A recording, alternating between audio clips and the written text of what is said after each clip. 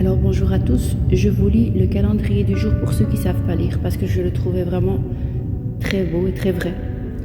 On est le 21 mai. Ils ne l'ont pas glorifié comme Dieu et ne l'ont pas non plus rendu grâce.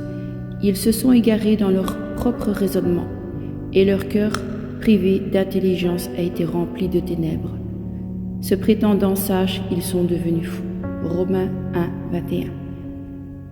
Beaucoup ne croient pas en Dieu parce qu'ils ne le voient pas.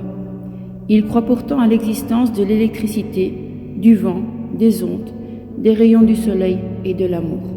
S'il est exact que l'homme ne peut pas voir Dieu, la simple observation de la nature suffit à déduire l'existence. Nul besoin d'être un scientifique pour s'extasier devant le prodige de la conception qui conduit à la naissance d'un bébé, ni d'être naturaliste pour s'étonner de la marche des insectes sur l'herbe du jardin, de l'éclosion d'une fleur, de la beauté, de la queue d'un paon, de la délicatesse d'un flocon de neige, ni d'être astronome pour être confondu par la prodigieuse beauté du ciel étoilé. Pas besoin d'être médecin pour contempler le miracle d'une blessure guérie, ni d'être philosophe pour s'attarder sur le mystère de l'amour.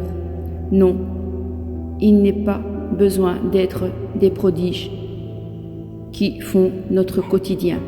Il suffit d'être un humain. Il est évident qu'à force de se soucier de lui-même, l'homme manque les occasions de prendre conscience de l'existence de Dieu.